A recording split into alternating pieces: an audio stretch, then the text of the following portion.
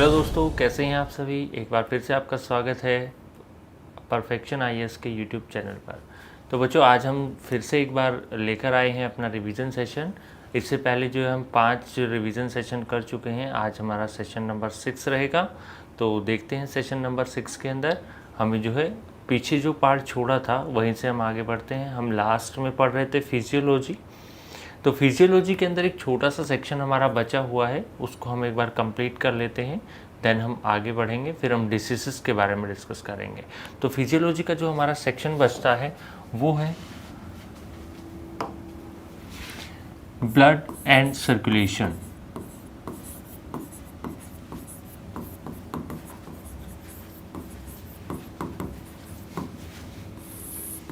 रक्त और परिसंचरण।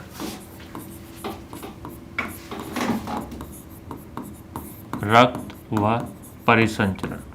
तो बच्चों, ये सेशन जो है अभी हमें कंप्लीट करना है और इसके बाद हम आगे बढ़ेंगे। फिर देखेंगे कि आगे कौन सी चीज़ों से हमें डील करना है। तो सबसे पहली चीज़ जो इसमें इंपॉर्टेंट रहेगी वो मैं आपको बता देता हूँ कि एक रिवीजन सेशन है। इसमें हम एक्सप्लेनेशन की तरफ नहीं जाएंगे। इसके अंदर हम चीज़ों को ओवरव्यू लेकर चलेंगे, यानी कि चीज़ों को थोड़ा थोड़ा समझते हुए चलेंगे ताकि आपको रिमाइंड हम चीज़ें करवा सकें कि क्या चीज़ें जो है ब्लड के अंदर डिस्कस की जाती हैं, किन चीज़ों के बारे में जो है ब्लड हमें बताता है या समझाता है। देखते हैं। तो सबसे पहले अगर हम बात करते हैं ब्लड एंड सर्कुलेशन की, तो सबसे पहला जो यहाँ से क्वेश्चन राइज होता है वो होता है स्टडी ऑफ ब्लड। रक्त का अध्ययन क्या कहलाएगा, ये आप सभी को पता है। स्टडी ऑफ ब्लड क्या कहलाता है, हीमेटोलॉजी कहलाता है, हीमेटोलॉजी। इसके बाद में बात करूं तो यहाँ से एक क्वेश्चन बनता है पीएच का कि पीएच वैल्यू कितनी होती है। तो ब्लड की पीएच वैल्यू कितनी होगी बच्चों, 7.4 होगी। इसके बाद फिर कुछ हमारे जैसे अमाउंट की बात आती है कि अमाउंट कितना होता है ब्लड का। तो जब अमाउंट को हम देखते हैं तो अमाउंट के अंदर हमें एक चीज़ इंपॉर्टेंट ध्यान रखनी है कि अमाउंट 2 तरह से पूछा जाता है। एक पूछा जाता है कि बॉडी के अंदर ब्लड का अमाउंट कितना होता है, और दूसरा अमाउंट हमसे पूछा जाएगा एक और तरीके से। जैसे हम अगर बात करें, हमसे क्वेश्चन एग्जामिनर ने पूछा कि एक स्वस्थ मनुष्य के शारीरिक भार का कितने प्रतिशत भाग रक्त होता है। तो 2 तरह से अमाउंट आता है। तो अमाउंट के अंदर आपको ध्यान ये रखना है, सबसे पहला जो चीज़ है कि एवरेज अमाउंट होता कितना है।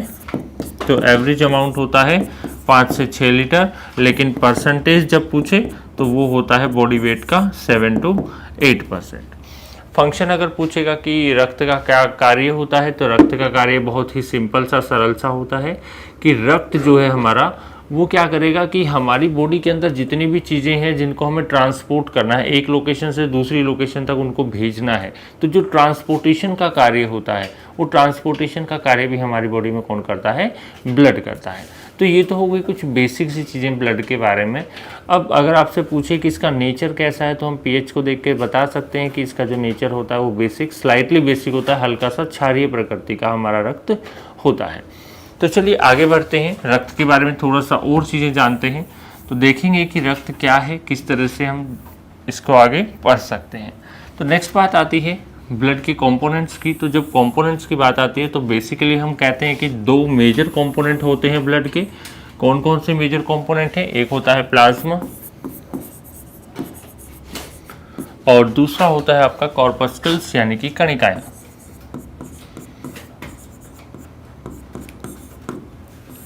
कॉर्पस्कल्स। तो ये 2 भाग होते हैं। प्लाज्मा भाग कितना होता है, कॉर्पस्कल भाग कितना होता है। तो प्लाज्मा भाग की अगर मैं बात करूं, प्लाज्मा कितना रहेगा, तो प्लाज्मा हम कहते हैं कि प्लाज्मा हमारा होता है लगभग 55 से 60%। 55 से 60% होता है प्लाज्मा भाग, और कणिकाएं होती हैं कितनी, लगभग 40 से 45%। तो ये हो गया हमारा इनका पार्टीशन। और प्लाज्मा के अंदर हमें जो है कुछ प्रोटीन्स होते हैं उनको याद रखना होता है। और प्लाज्मा का 90% जो है वो वाटर अमाउंट होता है, और जो 10% है वो हमारा रहता है मिनरल्स यानी कि खनिज। और इन मिनरल्स में से भी अगर मैं कहूँ तो लगभग 70% मिनरल्स का वो होता है हमारा प्रोटीन पार्ट। तो हमें ध्यान रखना है कि मिनरल्स वाले सेक्शन का 70% जो पार्ट है वो प्रोटीन होता है, रिमेनिंग 30% जो रहेंगे वो अदर मिनरल्स रहेंगे। ठीक है, चलिए इसके बाद हम बात करेंगे कॉर्पस्कल्स की यानी कि कणिकाओं की। तो कणिकाएं जो होती हैं उनको बेसिकली हम डिवाइड करते हैं 3 कैटेगरीज के अंदर, आरबीसी, डब्ल्यूबीसी और प्लेटलेट्स। कौन कौन होती हैं? आरबीसी होती हैं, डब्ल्यूबीसी होती हैं और प्लेटलेट्स होती हैं। तो इनके बारे में भी थोड़ा सा हम डिस्कस यहाँ पर करेंगे। आरबीसी, डब्ल्यूबीसी और प्लेटलेट्स। तो आरबीसी, डब्ल्यूबीसी, प्लेटलेट्स जो होती हैं इनके बारे में हमें क्या डिस्कस करना है? इनके बारे में हमें डिस्कस ये करना है कि आरबीसी जो होती है उनका साइंटिफिक नेम क्या है। तो इनका होता है एरिथ्रोसाइट्स। क्या होता है बच्चों? एरिथ्रोसाइट्स। डब्ल्यूबीसी का क्या होता है? तो डब्ल्यूबीसी का वैज्ञानिक नाम रहेगा ल्यूकोसाइट और प्लेटलेट्स का वैज्ञानिक नाम क्या रहेगा? थ्रोम्बोसाइट। तो ये इनके रासायनिक नाम होते हैं जो इंपॉर्टेंट है। अक्सर एग्जाम के अंदर इनसे रिलेटेड कोई क्वेश्चन पूछ लिया जाता है, या तो इनको ऑप्शन में देके पूछ लिया जाता है, क्वेश्चन देके डायरेक्ट पूछ लिया जाता है। इसके बाद इंपॉर्टेंट चीज़ आती है कि जो आरबीसी होती है इनका जन्म कहाँ होता है, इनकी मृत्यु कहाँ होती है। डब्ल्यूबीसी का जन्म मृत्यु कहाँ होती है, प्लेटलेट्स का जन्म मृत्यु कहाँ होती है। तो जन्म की बात करें तो तीनों ही, आरबीसी, डब्ल्यूबीसी और प्लेटलेट्स, तीनों का जन्म कहाँ होता है? बोन मैरो के अंदर होता है, अस्थि मज्जा के अंदर। लेकिन आपको ध्यान ये रखना है कि अस्थि मज्जा भी हमारी 2 प्रकार की होती है। एक रेड बोन मैरो होती है, लाल अस्थि मज्जा, और एक होती है येलो बोन मैरो यानी कि पीली अस्थि मज्जा। तो दोनों अस्थि मज्जाओं की बात हम करते हैं तो आरबीसी और प्लेटलेट्स ये होती है हमारे रेड बोन मैरो में फॉर्म होती हैं, और जो डब्ल्यूबीसी होती हैं वो येलो बोन मैरो यानी कि पीली अस्थि मज्जा में निर्मित होती हैं। अब मृत्यु की अगर बात आती है तो मृत्यु हम कहते हैं कि जो आरबीसी है उसकी मृत्यु कहाँ होती है? स्प्लीन में होती है, प्लीहा में, यकृत में होती है। और इसी तरह से डब्ल्यूबीसी की हम डेथ की बात करें तो यहाँ एक चीज़ ध्यान रखना कि स्प्लीन के अंदर तो मृत्यु होती ही है, लेकिन लगभग 25 से 30% डब्ल्यूबीसी स्प्लीन में जाने से पहले ही रक्त में बहते बहते ही क्या हो जाती हैं? मर जाती हैं। तो डब्ल्यूबीसी की मृत्यु हमारी 2 जगह हुई है, एक स्प्लीन में होती है और दूसरी कहाँ होती है? रक्त के अंदर होती है। इसके बाद प्लेटलेट्स की बात करें तो वो भी हमारा क्या प्लीहा के अंदर, स्प्लीन के अंदर जो है इनका मृत्यु हो जाता है। जीवन काल की बात करें तो लगभग 120 दिन होता है आरबीसी का। डब्ल्यूबीसी का हम बात करें कितने दिन का होता है जीवन काल? 3 से 5 दिन का होता है। और प्लेटलेट्स की मैं कहूं तो ये 7 से 10 दिन का होता है। तो इनके जीवन काल होते हैं। इसके बाद बात आती है इनके फंक्शन की कि इनका कार्य क्या होता है। तो आरबीसी क्या काम करती है? आरबीसी का काम होता है ऑक्सीजन की सप्लाई करना। डब्ल्यूबीसी का क्या काम होता है?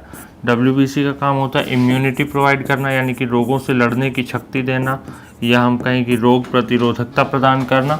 और प्लेटलेट्स का काम होता है ब्लड क्लोट यानी कि रक्त का थक्का जमाना। तो ये काम हो गया किसका? हमारे आरबीसी, डब्ल्यूबीसी और प्लेटलेट्स तीनों का। आरबीसी का हो गया ऑक्सीजन की सप्लाई, डब्ल्यूबीसी का हो गया हमारा क्या? इम्यूनिटी, और प्लेटलेट्स का हो गया, प्लेटलेट्स का क्या फंक्शन हुआ भाई? प्लेटलेट्स का फंक्शन हो गया ब्लड का क्लोट करवाना, क्योंकि जो प्लेटलेट्स होती हैं इनके अंदर प्रोटीन पाया जाता है थ्रोम्बोप्लास्टिन, जो आगे ब्लड क्लोट के अंदर हेल्प करता है। ठीक है, इस तरह से अगर हम आगे बढ़ते हैं तो नेक्स्ट पार्ट में हम देखते हैं कि जो हमारा ब्लड है वो रेड किसके कारण है। तो हम देखते हैं कि वो रेड होता है किसके कारण? हीमोग्लोबिन के कारण। तो हीमोग्लोबिन क्या होता है? हीमोग्लोबिन एक क्रिस्टलाइन सॉलिड है, क्रिस्टलीय ठोस होता है जो कि हमारे ब्लड के अंदर मिला हुआ होता है, जिसके कारण ही हमारा जो ब्लड है वो रेड होता है। अब हीमोग्लोबिन की मैं बात करूं तो इसका एवरेज अमाउंट, ये मेल और फीमेल में डिफरेंट रहता है। मेल के अंदर हीमोग्लोबिन का एक ऑन एन एवरेज अमाउंट अगर हम देखें तो 12 से 16 ग्राम पर डेसीलीटर, यानी कि पर 10 ml पर 100 ml ऑफ ब्लड 12 to 16 ग्राम जो है मेल के अंदर होता है। और एक फीमेल के अंदर अगर एवरेज अमाउंट की हम बात करें तो फीमेल में इसका अमाउंट थोड़ा सा कम होता है मेल के कंपैरिजन में, यानी फीमेल में इसका अमाउंट होता है 10 to 14 ग्राम पर डेसीलीटर या 100 ml ऑफ ब्लड। तो मेल में क्या रहा? 12 to 16 रहा। फीमेल में क्या रहा? 10 to 14 रहा ग्राम पर डेसीलीटर, ग्राम पर डेसीलीटर। तो ये तो बात हो गई किसकी? अमाउंट की। अब हम बात करें होता क्या है कैसा इसका बेसिक कलर होता है, तो अगर कलर की हम बात करते हैं तो हीमोग्लोबिन का जो बेसिक कलर है वो होता है वॉयलेट कलर। लेकिन ये कलर प्रोवाइड कैसा करवाता है, तो ये प्रोवाइड करवाता है रेड कलर, यानी कि लाल रंग जो है रक्त को प्रदान करता है। लेकिन इसका अगर आधार रंग हम बात करें या फिर इसका भौतिक जो रंग बात करें वो क्या होता है, वॉयलेट कलर होता है। इसके बाद ये क्रिस्टलाइन सॉलिड है, ये भी आपको ध्यान रखना है। एक ठोस होता है, ठोस होता है जब भी, ये देखिए यहाँ पर हमने मेंशन किया हुआ है ग्राम के अंदर, तो ग्राम के अंदर तो जनरली हम किसकी बात करते हैं, ठोस की ही बात करते हैं। अब रही बात कि जो हीमोग्लोबिन है, यहाँ पर दो टर्म्स हमें मिलती हैं, एक हीम है और दूसरा क्या है, ग्लोबिन। हीम जो होता है, हीम का मतलब होता है पिगमेंट पार्ट, यानी कि रंजक, और ग्लोबिन की मैं बात करूं तो ये होता है प्रोटीन पार्ट, प्रोटीन भाग होता है। तो रंजक के रूप में यहाँ पर हमें कौन मिल जाता है, आयरन मिल जाता है Fe, या फिर इसे हम लोहा कह देते हैं। ठीक उसी तरह से ग्लोबिन के अंदर हम बात करें प्रोटीन पार्ट की, तो इसमें ग्लोबुलिन प्रोटीन प्रेजेंट होता है।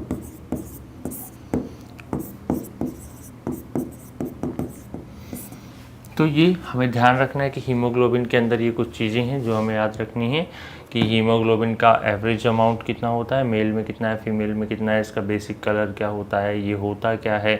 उसके बाद हमने बात करी कि इसके में अंदर जो हीम और ग्लोबिन जो टर्म हैं दोनों, जिनसे मिलकर हमारा हीमोग्लोबिन शब्द बना है, उसमें हीम और ग्लोबिन का अर्थ क्या है, कौन सा पिगमेंट भाग है और पिगमेंट भी कौन सा इसके अंदर प्रेजेंट है।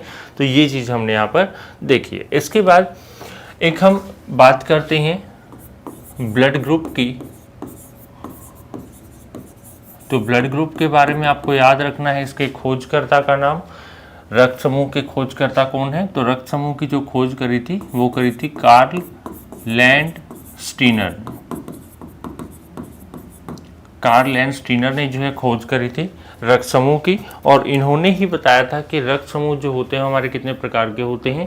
तो इन्होंने जो है अलग अलग तरीके से रक्त को बताया, यानी कि 2-3 बार में इन्होंने बताया कि जो हमारा रक्त होता है वो किस तरह से पहले खोजा गया, कितने रक्त समूह हमें मिले, उसके बाद जो है कितने रक्त समूहों को हमने फाइनली जो है अपनी लिस्ट के अंदर इन्वॉल्व किया। तो बेसिकली हमारे पास जो हमें मिलते हैं अभी ब्लड ग्रुप, वो मिलते हैं ए बी और ओ। तो ये 4 ब्लड ग्रुप मिलते हैं। इनके अंदर एंटीजन और एंटीबॉडी की बात थोड़ा सा हम जान लेते हैं कि किसमें कौन होता है, खाली इतनी ही बात करेंगे। यहाँ पर दोनों के दोनों प्रोटीन होते हैं, एंटीजन और एंटीबॉडी। ए के अंदर small A antigen, small B antibody, B के अंदर स्मॉल बी एंटीजन और small A antibody. A B के अंदर ए और बी दोनों के दोनों एंटीजन और एंटीबॉडी नहीं पाई जाती। लेकिन ओ की बात करें तो यहाँ पर एंटीजन एब्सेंट होता है और एंटीबॉडीज़ के रूप में ए और बी दोनों होते हैं। तो ध्यान रखना है, जो ए बी हमारा ब्लड ग्रुप है इसको बोला जाता है यूनिवर्सल एक्सेप्टर, ये आपको पता होगा। ओ को बोला जाता है यूनिवर्सल डोनर। लेकिन जो अब मैं आपको बताने वाला हूँ वो इम्पोर्टेंट है और ध्यान से सुन लीजिएगा। जो ए बी, जिस ए बी को हमने क्या बोला है, यूनिवर्सल एक्सेप्टर, इसी को हम कहते हैं यूनिवर्सल प्लाज्मा डोनर। यानी कि प्लाज्मा जो होगा इस ए बी का, ये अपना प्लाज्मा किसी को भी डोनेट कर सकता है। उसके लिए इसके ऊपर कोई रेस्ट्रिक्शंस नहीं है, कोई बाउंडेशंस इसके ऊपर नहीं है, कोई लिमिटेशन नहीं है। तो ये अपना प्लाज्मा किसी को भी डोनेट कर सकता है। तो ये बात हो गई ब्लड ग्रुप्स की। इसके बाद एक टर्म आती है RH फैक्टर, आपने सुनी होगी। RH फैक्टर जो है वो एक ऐसा फैक्टर है जो RH नाम का एक बंदर हमें मिलता है अफ्रीका महाद्वीप में, जिसका नाम है रेसिस। तो ये रेसिस प्रजाति का जो बंदर है, इसके अंदर एक फैक्टर प्रेजेंट होता है, जिस फैक्टर को इसकी प्रजाति के नाम पर ही बोल दिया गया RH फैक्टर। चूंकि हमें पता है कि मानव का विकास कहाँ से हुआ है, बंदर से हुआ है, तो जिन भी ह्यूमन बीइंग के अंदर ये RH फैक्टर प्रेजेंट होगा उनको बोल दिया जाएगा RH पॉजिटिव, और जिनके अंदर ये एब्सेंट होगा, अनुपस्थित होगा, उनको बोल दिया जाएगा RH नेगेटिव। तो ये चीज़ हमें ध्यान रखनी है कि RH फैक्टर जो है हमारा कुछ के अंदर RH फैक्टर होता है, कुछ के अंदर RH फैक्टर नहीं होता है। अगर RH फैक्टर है तो वो RH पॉजिटिव है, यानी कि उसका ब्लड ग्रुप पॉजिटिव टाइप का है।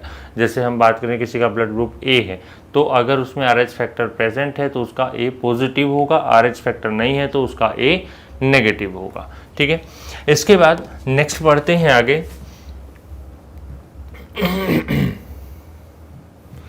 इसके अंदर नेक्स्ट हमें बात करनी है कि जो ब्लड ग्रुप रहेगा वो पेरेंटल ब्लड ग्रुप से जो है चाइल्ड का पॉसिबल ब्लड ग्रुप क्या होगा, पॉसिबल ब्लड ग्रुप। तो पेरेंटल ब्लड ग्रुप क्या होंगे, सबसे पहले तो एक टेबल बनाते हैं जिसमें दोनों का अगर A है, एक का A एक का B हो, एक का A दूसरे का AB हो, यानी कि A के चारों केस सबसे पहले देखेंगे, उसके बाद B की बात करेंगे। B का A के साथ हम देख चुके हैं, तो अब B का B के साथ, B का AB के साथ, B का O के साथ, सबका अलग अलग जो है यहाँ पर देखेंगे करके पार्ट। A के साथ AB देख चुके हैं, B के साथ, तो अब AB का AB के साथ, AB का O के साथ, अब बचा O का A के साथ भी आ गया, B के साथ भी, AB के साथ भी, बचा O का O के साथ। अब इनके सामने लिखेंगे कि इनसे होने वाले जो बच्चे होंगे उनमें ब्लड ग्रुप क्या होने की पॉसिबिलिटी है। तो बच्चों इस टेबल को थोड़ा ध्यान में रखना है। अब देखिए A और A अगर है तो इनसे होने वाले बच्चों में या तो A ब्लड ग्रुप हो सकता है या फिर O हो सकता है। AB वाले में ये आप ध्यान रखना है आपको, इसको मोस्ट इम्पोर्टेंट मार्क कर लीजिएगा। A भी बन सकता है, B भी बन सकता है, AB भी बन सकता है और O भी, यानी कि ये एकमात्र ऐसा ब्लड ग्रुप है जिसके यंग वंस के अंदर कोई भी ब्लड ग्रुप आ सकता है, किसी भी ब्लड ग्रुप के लिए रेस्ट्रिक्शन यहाँ पर नहीं है। तो हमारा जो ब्लड ग्रुप रहेगा यहाँ पर A और B के पेयर का, वो A भी हो सकता है, B हो सकता है, A भी हो सकता है या फिर O भी हो सकता है। A का क्रॉस अगर हम करवा रहे हैं AB के साथ तो A आ सकता है, B आ सकता है, A भी आ सकता है। A का O के साथ या A आएगा या फिर O आएगा, B का B के साथ या तो B या फिर O, B का AB के साथ A, B या फिर AB, B का O के साथ या तो B या O, AB का AB के साथ A हो सकता है, B हो सकता है और AB हो सकता है। AB का O के साथ, ये फिर से एक मोस्ट इम्पोर्टेंट मार्क इसे कर लेंगे, ये एकमात्र ऐसा ब्लड ग्रुप है जिनके बच्चों में वो ब्लड ग्रुप होगा ही नहीं जो माँ बाप में है, यानी कि इसमें या तो A हो सकता है या फिर B हो सकता है, और O से जो ब्लड ग्रुप आएगा वो सिर्फ और सिर्फ क्या होगा, O होगा बच्चों। तो ये इम्पोर्टेंट चीज़ है, इसको ध्यान रखना। एक चीज़ और, अभी जो हम RH फैक्टर की बात कर रहे थे, इस RH फैक्टर के अंदर हमने बात करी कि अगर RH फैक्टर प्रेजेंट है तो वो पॉजिटिव है, RH फैक्टर एब्सेंट है तो वो नेगेटिव है। अब इसका देखते हैं बच्चे के ऊपर क्या इफेक्ट पड़ेगा। अगर हम बात करें मेल और फीमेल की, अगर मेल पॉजिटिव है, फीमेल भी पॉजिटिव है, तो चाइल्ड क्या होगा, पॉजिटिव होगा। अगर मेल पॉजिटिव है, फीमेल नेगेटिव है, तो बच्चा क्या होगा, पॉजिटिव। अगर मेल नेगेटिव है, फीमेल पॉजिटिव है, तो भी बच्चा क्या होगा, पॉजिटिव। अगर दोनों ही नेगेटिव हैं तो बच्चा क्या होगा, नेगेटिव। लेकिन इसमें एक कॉम्प्लिकेशन आती है, क्या आती है उसको ध्यान से समझिए। हमने बोला कि मेल अगर पॉजिटिव है, फीमेल अगर नेगेटिव है, तो बच्चा क्या आएगा, पॉजिटिव आएगा। तो अगर बच्चा पॉजिटिव आया तो हमें पता है कि बच्चे का विकास कहाँ होना है, माँ के पेट में होना है, और अगर माँ के पेट में बच्चे का विकास होना है तो माँ के पास ब्लड ग्रुप क्या है, नेगेटिव, और बच्चे का ब्लड ग्रुप क्या है, पॉजिटिव। तो इनके अंदर होती है रिएक्शन, और इस रिएक्शन के कारण बच्चा की हो जाती है डेथ, और इसी को कंडीशन को कहा जाता है एरिथ्रोब्लास्टोसिस। और not only erythroblastosis, it is known as erythroblastosis fetalis। तो बच्चों इस चीज़ को थोड़ा सा ध्यान से समझ लेना, एक बार फटाफट इसका स्क्रीनशॉट लेना है, स्क्रीनशॉट ले लीजिए, इसको समझना है समझ लीजिए, इसके बाद आगे बढ़ते हैं, देखते हैं क्या करना है। चलिए स्टूडेंट्स, आपने ये इसका स्क्रीनशॉट ले लिया होगा, आगे बढ़ते हैं। इसके बाद नेक्स्ट जो हमारा स्टेप आता है, इसमें ये तो हमने ब्लड के बारे में थोड़ा सा एक बेसिक डिस्कशन किया है। इसके बाद हम आगे बढ़ते हैं, हम देखते हैं कि सर्कुलेशन किस तरह से होता है ब्लड का। परिसंचरण की बात करनी है, तो परिसंचरण के बारे में सबसे पहला पॉइंट कि परिसंचरण के बारे में बताया किसने था, तो ये हमारे साइंटिस्ट आते हैं विलियम हार्वे।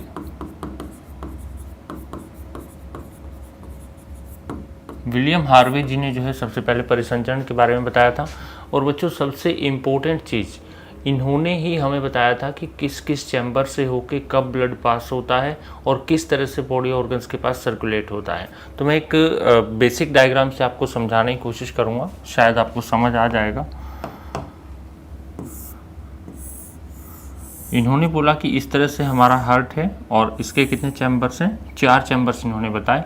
तो इन 4 चैम्बर्स में से ये होता है लेफ्ट एट्रियम, ये होता है लेफ्ट वेंट्रिकल, ये होता है राइट वेंट्रिकल और ये होता है राइट एट्रियम। तो ये 4 चैम्बर्स हैं, इनके मैं नाम यहाँ पर लिख देता हूँ। एक होता है LA होता है लेफ्ट एट्रियम,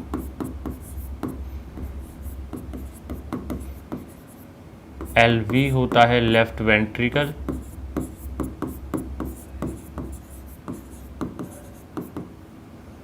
RA होता है राइट एट्रियम,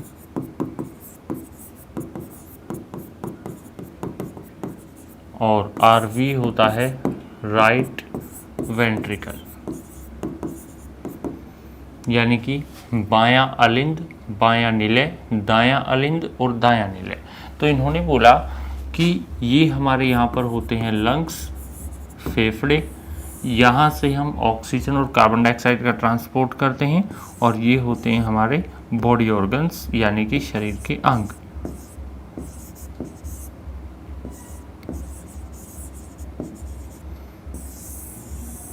तो इन्होंने बोला कि लंग्स से हम क्या लेकर आते हैं, ऑक्सीजन लेकर आते हैं। ऑक्सीजन कहाँ भर जाती है, लेफ्ट एट्रियम में। लेफ्ट एट्रियम से एक वाल्व के थ्रू जो है ये लेफ्ट वेंट्रिकल में भर जाता है। लेफ्ट वेंट्रिकल से ऑक्सीजन लेकर हम चले जाते हैं बॉडी ऑर्गन्स के पास। बॉडी ऑर्गन्स से ब्लड निकल कर आता है राइट एट्रियम, राइट एट्रियम से निकल कर आता है लंग्स तक। तो ये जो वाल्व दोनों में लगी होती हैं, इनके नाम आपको ध्यान रखने हैं। ये बाइकस्पिड वाल्व होती है, द्विवलयक कपाट जिसको कहा जाता है, और ये यहाँ पर जो वाल्व होती है इसको कहा जाता है ट्राइकस्पिड वाल्व। तो इन वाल्व्स के थ्रू जो है ब्लड का ऊपर से नीचे की ओर एक्सचेंज होता है, इनका जो है हम बात करें आदान प्रदान होता है। तो ये आदान प्रदान होने के बाद इस तरह से जो है बॉडी का पूरा प्रोसेस चलता है ब्लड का। यहाँ से ऑक्सीजन लेकर आए, ऑक्सीजन यहाँ पर आ गई, यहाँ पर ये ऑक्सीजन है, ऑक्सीजन यहाँ से निकली और कहाँ चली गई, लंग्स, बॉडी ऑर्गन्स के पास। बॉडी ऑर्गन्स के पास जो रेस्पिरेशन कंज्यूम करने के बाद जो ऑक्सीजन से कार्बन डाइऑक्साइड बनती है, कार्बन डाइऑक्साइड यहाँ से बाहर निकलती है। यहाँ पर हमारे पास कार्बन डाइऑक्साइड होती है, यहाँ भी कार्बन डाइऑक्साइड है, और कार्बन डाइऑक्साइड हमारी पहुँच जाती है लंग्स के पास। हम लंग्स में कार्बन डाइऑक्साइड को छोड़ देते हैं और फिर से ऑक्सीजन को उठा लेते हैं। तो आपको ध्यान रखना है कि जो हमारा सर्कुलेशन होता है वो डबल सर्कुलेशन रहता है।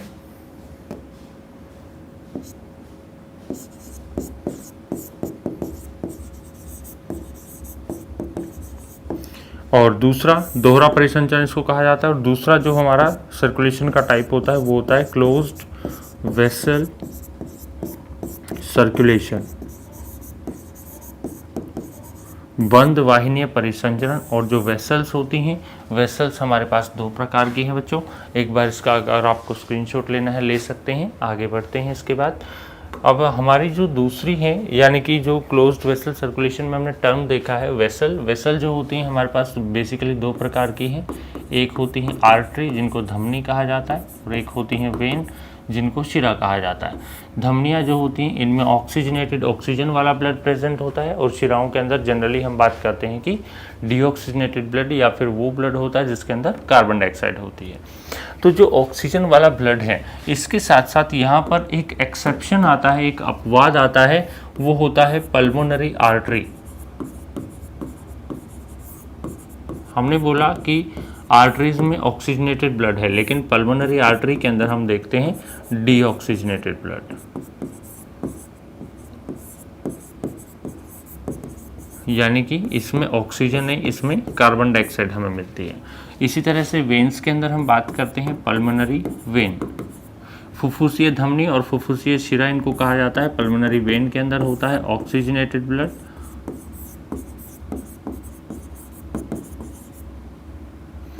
यानी कि इसमें कौन रहती है, ऑक्सीजन रहती है। अब कुछ और इनके अंदर बेसिक डिफरेंस होते हैं। जैसे आर्टरी की हम बात करते हैं तो आर्टरी के अंदर हम देखते हैं कि जो आर्टरीज हैं उनके अंदर जो ब्लड प्रेशर है वो ज़्यादा रहेगा, जबकि वेन्स के अंदर जो ब्लड प्रेशर रहता है वो कम रहता है। अब जो आर्टरीज हैं इनके अंदर जब ब्लड प्रेशर ज़्यादा है तो ऑब्वियस सी बात है, इस ब्लड प्रेशर को टॉलरेट करने के लिए जो इसकी आउटर वॉल रहेगी वो आउटर वॉल भी क्या होगी, मजबूत होगी, यानी कि मोटी सतह की होगी। लेकिन शिराओं के अंदर ब्लड प्रेशर कम होने के कारण हम कहते हैं कि इनकी जो आउटर वॉल है, जो बाहरी दीवार होती है इनकी, वो काफ़ी पतली झिल्ली होती है। इसलिए ब्लड प्रेशर अधिक टॉलरेट करने के लिए हमारी मोटी सतह लगाई गई है, और ब्लड प्रेशर कम जब होता है तो पतली झिल्ली से हम काम चला लेते हैं। आर्टरीज जो होती हैं इनका कलर जो होता है, बेसिक कलर वो होता है ग्रीन और रेड होता है। और वेन्स के अगर हम कलर की बात करते हैं तो वो कलर होता है हमारा कौन सा होता है, ब्लू कलर होता है, नीले रंग की होती है। इसके बाद जो आर्टरीज होती हैं इनके अंदर तो पंपिंग हो रही है, पीछे से ब्लड जो है वो धक्का लगा रहा है, हार्ट जो है वो पंपिंग कर रहा है ब्लड की, तो ब्लड आगे वाले ब्लड को जब धक्का लगाता है तो इनके अंदर इजीली ब्लड आगे की तरफ मूव कर जाता है। लेकिन वेन्स के अंदर हम कह रहे हैं कि बॉडी ऑर्गन से ब्लड आ रहा है, तो बॉडी ऑर्गन से ब्लड आने के कारण वो ब्लड का रिवर्स फ्लो ना हो जाए, इसलिए वेन्स के अंदर कौन प्रेजेंट होती हैं, वेन्स के अंदर वाल्व उपस्थित होती हैं, वाल्व प्रेजेंट होती हैं। तो ये कुछ बेसिक डिफरेंस है आर्टरी और वेन के बीच। अब आपको ध्यान ये रखना है कि अगर हम हमारे शरीर में सबसे बड़ी आर्टरी की बात करें तो वो होती है ओर्टा, महाधमनी, और सबसे बड़ी शिरा की बात करें तो वो होती है वेना कैवा, महाशिरा।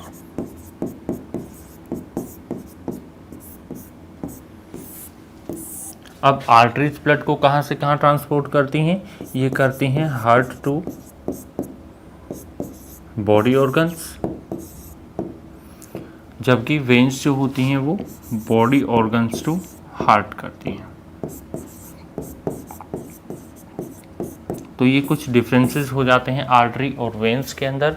इसके बाद कुछ बेसिक सी चीज़ें हैं, जैसे हम बात करते हैं एक हार्ट के अंदर जो है हमारे पास दो चैम्बर्स प्रेजेंट होते हैं, दो पार्ट्स प्रेजेंट होते हैं, जिनको हम कह देते हैं एसए नोड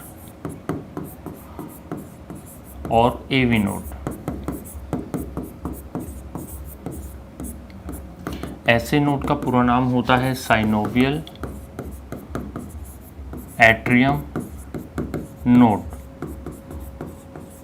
और एवी होता है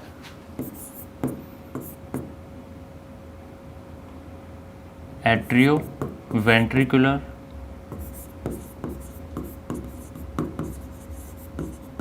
नोड। इनकी लोकेशन क्या होती है, तो जो हमने लास्ट स्लाइड में जो देखा था हार्ट का, इस तरह से डायग्राम बनाया था, इसके अंदर जो राइट एट्रियम होता है उसके इस भाग में उपस्थित होती है, अपर लेफ्ट पार्ट में एसए नोड प्रेजेंट होता है, और नीचे की तरफ इस भाग में होता है हमारा एवी नोड।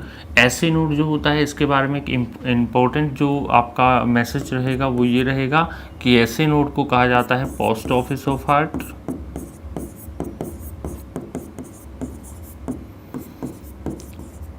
और एक नाम और इसको दिया जाता है, वो इसको बोला जाता है एसए नोड को,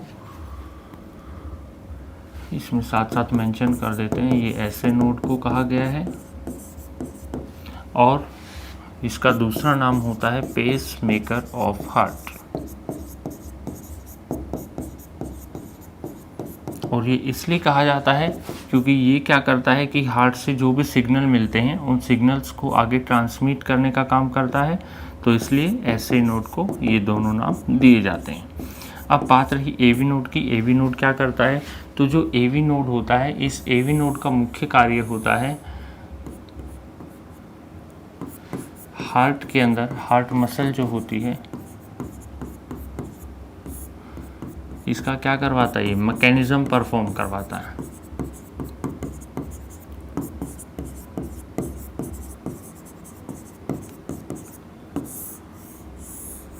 मैकेनिज्म को परफॉर्म करवाता है, यानी कि जो हार्ट के अंदर कॉन्ट्रैक्शन और रिलैक्सेशन का जो प्रोसेस होता है इसको करवाने का काम होता है हमारा एवी नोड का। तो मैकेनिज्म ऑफ हार्ट में ही हेल्प करता है। इसके बाद एक इम्पोर्टेंट जो रहता है सेगमेंट यहाँ से, वो रहता है HBR,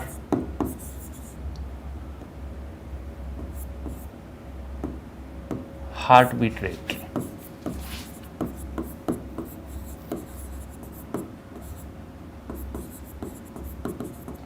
हार्ट बीट रेट जो है इसके बारे में सबसे पहला पॉइंट ये कि ये नॉर्मल होती कितनी है, तो इसमें यहाँ पर 3 सेगमेंट हम अलग अलग देखेंगे, एडल्ट देखेंगे, चाइल्ड देखेंगे और न्यूबॉर्न बेबी, नवजात शिशु के बारे में बात करेंगे। तो नवजात शिशु में, बच्चे में और वयस्क में हार्ट बीट रेट जो है एक एडल्ट में होती है अप्रॉक्स 72 पर मिनट, एक चाइल्ड में होती है 90 पर मिनट, और एक न्यूबॉर्न बेबी की बात करें तो इसमें होती है लगभग 120 पर मिनट। इसके लिए मेजरिंग इंस्ट्रूमेंट यूज़ होते हैं कुछ, उन इंस्ट्रूमेंट की बात करते हैं। इंस्ट्रूमेंट भी यहाँ 3 तरह के यूज़ करेंगे हम। एक इंस्ट्रूमेंट होगा आपका लिसनिंग इंस्ट्रूमेंट, श्रवक उपकरण। एक होगा मेजरिंग इंस्ट्रूमेंट, मापक उपकरण।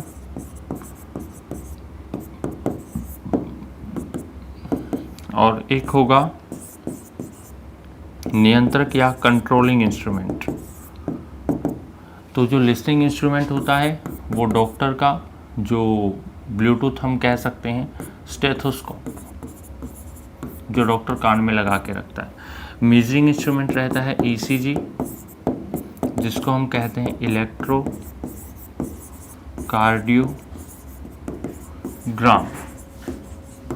और अगर बात करें कंट्रोलिंग इंस्ट्रूमेंट की तो ये होता है पेसमेकर। आपको ये चीज़ भी ध्यान रखनी पड़ेगी कि जो हार्ट बीट रेट होती है 1 सेकंड में लगभग एक बीट जो होती है वो लगभग 0.8 सेकंड में आती है। और इसके अंदर 2 साउंड जनरेट होती हैं, एक लब की साउंड होती है और एक डब की साउंड होती है। और इन दोनों साउंड्स के बीच का जो टाइम इंटरवल होता है वो लगभग 0.4 सेकंड होता है। और एक बीट जो होती है, एक बीट के अंदर कितना ब्लड पंप हार्ट करता है, तो ये भी ध्यान रखना है। एक बीट जो होती है वो लगभग 70 से 80 ml ब्लड को पंप करती है।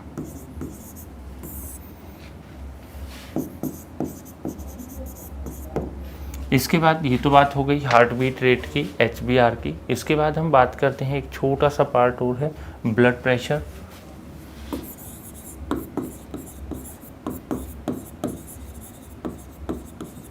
रक्तदाब।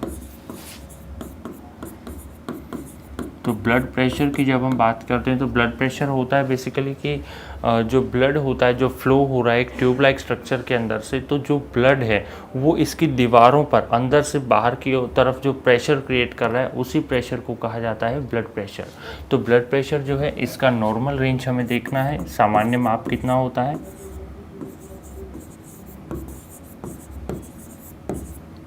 तो ब्लड प्रेशर का सामान्य माप रहता है 120/80 mmHg, यानी मिलीमीटर में डेविएशन हुआ है किसका, मरकरी का। और 120 और 80 जो है ये दो अलग अलग वैल्यूज़ आई हैं, इनको हम क्या कहेंगे, जो हमारा 120 है इसको कहा जाएगा सिस्टोल, जो होता है उच्च रक्तचाप,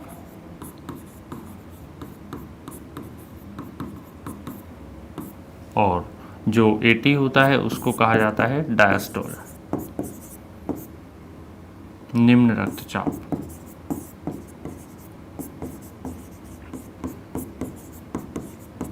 और यहाँ पर अगर मैं इंस्ट्रूमेंट की बात करूँ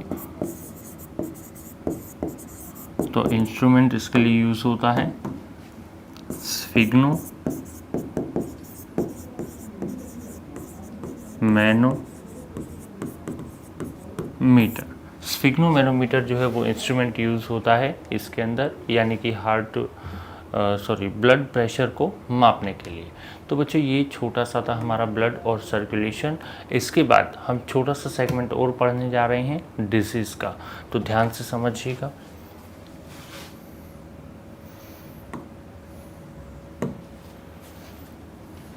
डिसीज़ वाले सेगमेंट की जब हम बात करते हैं तो यहाँ हम देखते हैं कि जो डिसीज़ हैं वो बेसिकली हमारी कुछ इम्पोर्टेंट डिसीज़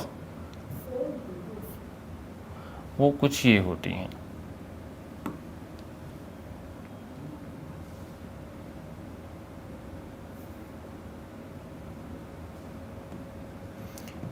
देखिए, सबसे पहले हमने बात करा क्लासिफिकेशन ऑफ डिसीज़ का, कि जो डिसीज़ होती हैं वो कितने प्रकार की हैं। तो डिसीज़ हम दो तरह की देखते हैं, एक कॉन्जेनाइटल डिसीज़ होती हैं, एक एक्वायर्ड डिसीज़ होती हैं। कॉन्जेनाइटल होती हैं जो वंशानुगत होती हैं,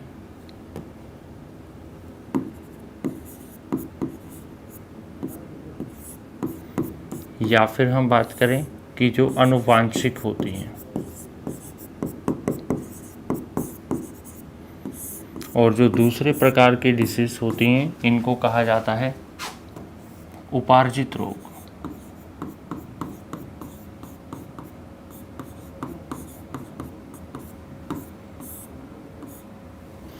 जो उपार्जित रोग हैं इनको फिर से आगे डिवाइड हमने कर दिया दो के अंदर, एक हो गया कम्युनिकेबल और एक हो गया नॉन कम्युनिकेबल, या फिर इन्फेक्शियस और नॉन इन्फेक्शियस। कम्युनिकेबल को कहा जाता है संक्रामक रोग और नॉन कम्युनिकेबल को कहा जाता है असंक्रामक रोग।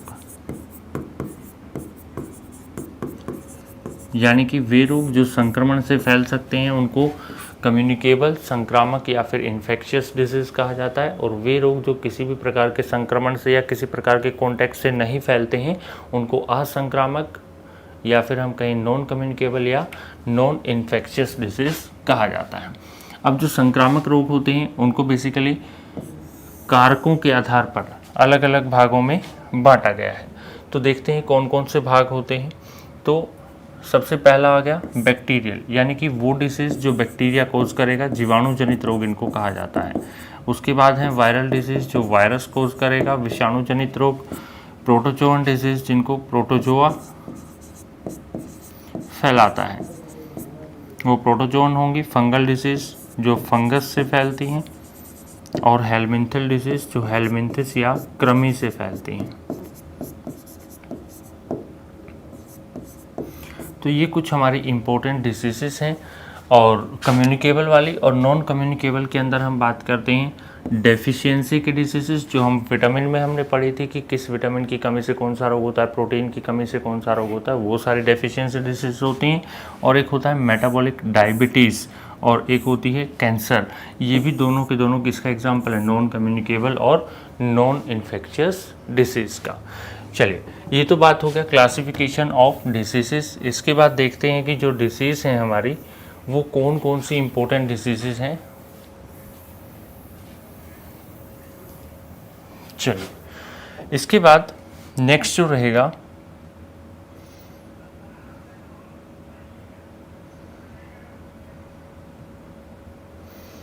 उसमें हम कहते हैं कि ये कुछ इम्पोर्टेंट डिसीज़ हमारे रहेंगे। इनको देखेंगे एक एक करके। सबसे पहले हमने बात करनी है वायरल डिजीज़ की। तो वायरल डिजीज़ के अंदर सबसे पहला आता है डेंगू। तो डेंगू जो रोग है उसका प्राइमरी टारगेट क्या है, डिजीज़ का नाम क्या है और वैक्सीन कौन सी यूज़ की जाती है। तो डेंगू जो है वो रोग का नाम है, इसका जो वायरस होता है वो डेंगू वायरस होता है। टारगेट किस पर, ब्लड क्लोटिंग पर, लीवर पर, फेफड़ों पर और हृदय पर इसका जो है टारगेट रहता है, यानी कि इसके प्रभावित अंग रहते हैं। इसके बाद में अगर बात करूं तो इसके लिए वैक्सीन का टाइप, वैसे देखिए डेंगू के लिए कोई स्पेसिफिक वैक्सीन नहीं है, यहाँ पर जो है लिखा हुआ है लाइव, यानी कि इसका निर्माण किया जा रहा है। अभी तक हमारे पास कोई सूटेबल वैक्सीन नहीं मिली है। इसके बाद नेक्स्ट आता है Ebola virus disease, EVD, hemorrhagic fever. इसका ये नाम ध्यान रखना बच्चों, हीमोरेजिक फीवर के नाम से डायरेक्ट क्वेश्चन पूछा जाता है। विच वायरस कोजेज हीमोरेजिक फीवर, यानी कि किस वायरस के कारण हीमोरेजिक फीवर उत्पन्न होता है। तो किस वायरस के कारण होगा, ये होगा इबोला वायरस। और इबोला वायरस का एक और नाम होता है जायरे इबोला वायरस। क्या होता है, जायरे इबोला वायरस। किसको प्रभावित करता है, लीवर को प्रभावित करता है, इम्यून सिस्टम को प्रभावित करता है और एंडोथेलियल सेल्स यानी कि जो शरीर की आंतरिक कोशिकाएं होती हैं उनको भी ये प्रभावित करता है। नेक्स्ट आता है हमारा हेपेटाइटिस, जॉन्डिस जिसको हम कहते हैं। वैसे हेपेटाइटिस जो होता है ABCDE यानी कि 5 प्रकार के हमारे वायरस होते हैं, तो इनका अलग अलग जो है संक्रमण रहता है, संक्रमण का प्रकार अलग रहता है सब। तो हेपेटाइटिस में वायरस आ गए, हेपेटाइटिस ABCD और E। प्रभावित अंग क्या है, लीवर है। और इसका भी जो है इनएक्टिवेटेड वायरस के रूप में रिकॉम्बिनेंट सब यूनिट का प्रयोग किया जाता है इसको ट्रीट करने के लिए। उसके बाद है म्यूकोक्यूटेनस सोर्स और एनसिफेलाइटिस। देखिए एक तो डिजीज हो गई एनसिफेलाइटिस और इसको कहा जाता है हर्पिस रोग भी। तो जो हर्पिस रोग है उसका वायरस कौन है, हर्पिस सिम्प्लेक्स वायरस, HSV1 और HSV2। ये भी 2 तरह से फैलती है। एक तरह की हम बात करें तो ये STD डिजीज होती है, सेक्सुअली ट्रांसमिटेड डिजीज, जो सेक्सुअल कॉन्टैक्ट से एक पेशेंट से दूसरे हेल्दी पर्सन के अंदर ट्रांसमिट हो जाती है। प्रभावित अंग क्या, न्यूरॉन्स रहेंगे और एपिथेलियल सेल्स रहेंगी। अब इसके अंदर वायरस की बात करें, वैक्सीन की बात करें तो वैक्सीन इसकी आ चुकी है, हर्पिस का टीका या हर्पिस वैक्सीन इसके लिए यूज़ की जाती है। तो बच्चों ये हो गया हमारा हर्पिस रोग। नेक्स्ट है, इसको तो आप सभी जानते ही होंगे, एड्स। एड्स का पूरा नाम क्या है, एक्वायर्ड इम्यूनोडेफिशिएंसी सिंड्रोम। तो इस एड्स का वायरस कौन रहेगा, ह्यूमन इम्यूनोडेफिशिएंसी वायरस HIV, जो किसको प्रभावित करता है, इम्यून सेल्स को, यानी कि जो हमारी रक्षा करने वाली सेल्स होती हैं, जो रोगों से लड़ने की क्षमता प्रदान करती हैं, उन कोशिकाओं को ये प्रभावित करता है। और इसका भी वैक्सीन अभी तक हमारे पास नहीं बना है, लेकिन एक चीज़ ज़रूर ध्यान रखना कि इसको कंट्रोल करने के लिए हम यूज़ करते हैं हार्ट थेरेपी का। हार्ट थेरेपी क्या है, highly active anti retroviral therapy, heart therapy का हम यूज़ करते हैं। इसके बाद अगर हम बात करें, हमारा थोड़ा सा ही बस सेक्शन आज का बचा है, इसको हम जल्दी जल्दी फिनिश कर लेते हैं। उसके बाद हम जो है नेक्स्ट सेशन के अंदर बात करेंगे। नेक्स्ट है हमारा जेनाइटल वार्ड्स कह सकते हैं या सर्वाइकल कैंसर कह सकते हैं, जिसको HPV के नाम से भी जाना जाता है, क्योंकि इसका जो वायरस है वो HPV है, ह्यूमन पेपिलोमा वायरस। ये जेनाइटल ऑर्गन्स को इफेक्ट करता है। इसके बाद में अगर बात करूं तो इसका प्रभावित अंग क्या है, स्किन रहेगी, एक्सटर्नल म्यूकोजल और ओरल, यानी कि ये जेनाइटल एरिया की जो स्किन होती है उसको भी प्रभावित करता है, ओरल स्किन को भी प्रभावित करता है। इसके बाद इसका वैक्सीन की हम बात करें तो HPV की वैक्सीन जो है वो हमारे पास अवेलेबल है। नेक्स्ट आता है इन्फ्लुएंजा, यानी कि इन्फ्लुएंजा जो होता है, इन्फ्लुएंजा के लिए वायरस कौन है, इन्फ्लुएंजा वायरस हमारे पास प्रेजेंट है। इफेक्ट क्या करेगा, ये रेस्पिरेटरी ट्रैक को या फिर गैस्ट्रो इंटेस्टाइनल ट्रैक को भी ये प्रभावित कर सकता है। इसके लिए इनएक्टिवेटेड वायरस का प्रयोग किया जाता है नेज़ल वैक्सीन के रूप में, नाक के अंदर सीधा इसका वैक्सीन डाला जाता है और जिससे हमारा जो अंदर इन्फ्लुएंजा का वायरस है A और B, ये दोनों खत्म हो जाते हैं। नेक्स्ट है वायरल एनसिफेलाइटिस, ये जैपनीज एनसिफेलाइटिस वायरस है। ये ब्रेन और स्पाइनल कोड के कुछ न्यूरॉन्स को जो है प्रभावित करता है और इनएक्टिव वायरस का इसमें भी यूज़ किया जाता है। इनएक्टिव स्टेज के अंदर जो है वायरस को लाया जाता है और उसको एज अ एंटीबॉडी जो है उसके लिए प्रयोग किया जाता है। नेक्स्ट हम बात करें मीजल्स, जो खसरा होता है, इसके लिए मोरबिली वायरस प्रयोग किया जाता है। मोरबिली वायरस जो है इसके लिए रिस्पॉन्सिबल होता है, प्रभावित क्या करता है, स्किन को, फेफड़ों को और ब्रेन को, यानी कि मस्तिष्क को। इसके लिए हम यूज़ करते हैं MMR वैक्सीन। सिर्फ मम्प्स, मीजल्स, एक तो ये अगला ही रोग है मम्प्स, जिसको गलसुआ कहा जाता है, ये मम्प्स डिजीज़ है। और ये किसको प्रभावित करता है, सेलिवरी ग्लैंड्स को, लार ग्रंथियों को, टेस्टिस को, ओवरीज को, पैनक्रियाज, ब्रेन और ऑडिटरी सिस्टम यानी कानों को, इन सभी अंगों को ये प्रभावित करता है। और एक इसके अलावा हम आगे देखेंगे ये रहा रुबेला। रुबेला जो होता है ये एक तरह से हम बात करें तो खसरा ही होता है, लेकिन इसको जर्मन खसरा नाम से जाना जाता है। तो ये जर्मन खसरा जो होता है रुबेला, इसके लिए रुबेला ही वायरस होता है जो प्रभावित करता है किसको, लसिका तंत्र को, लिम्फ नोड्स को और त्वचा को प्रभावित करता है। और इसके लिए भी हम किसका यूज़ करते हैं, MMR का। तो MMR का बच्चों पूरा नाम जो है वो एक बार लिख लेना या याद रख लेना, मम्प्स, मीजल्स, रुबेला।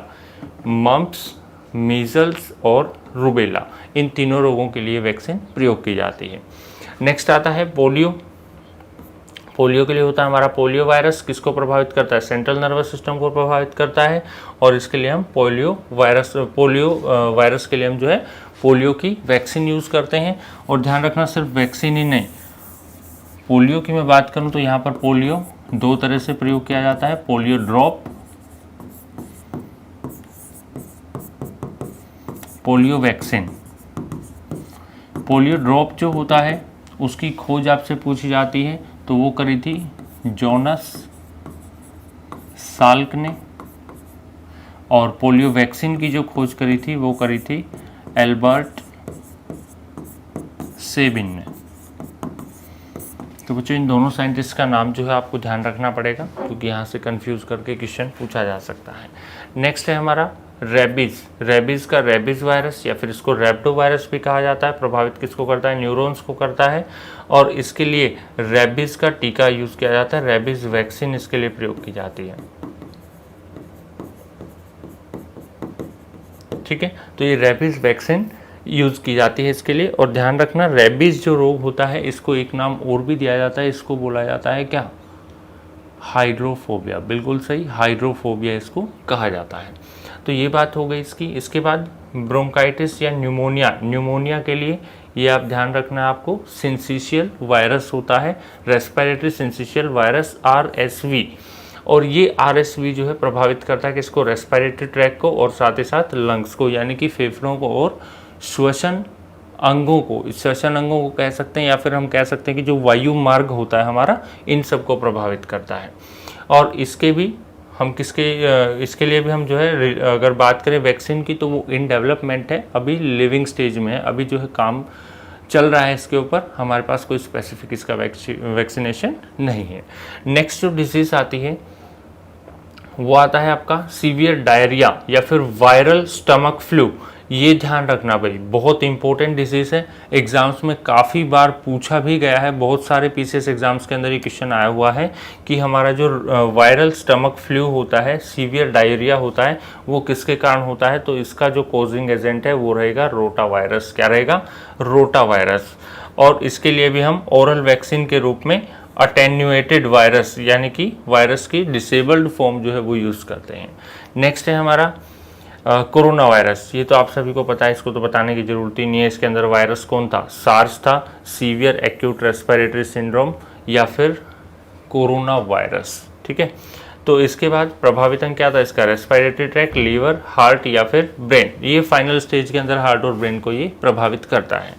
इसका वैक्सीन जो है वो mRNA या एडिनो वायरल वेक्टर 2 इसका प्रयोग किया जाता है। जैसे कि हम देखते हैं, आपने देखा भी होगा कि इसके अंदर कोवैक्सीन हुआ था, ये इस तरह की जो वैक्सीन यूज़ की गई थी। ठीक है, तो ये हमारी क्या होती हैं, एडिनो वायरस वेक्टर होते हैं।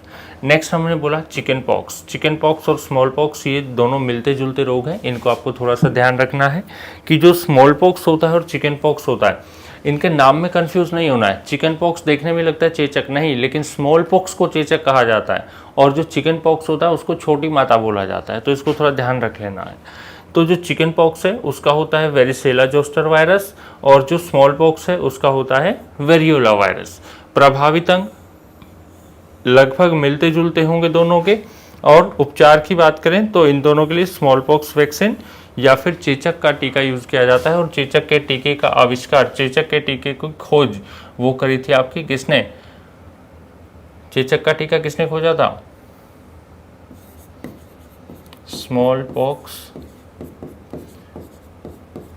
Vaccine was discovered by Edward Jenner.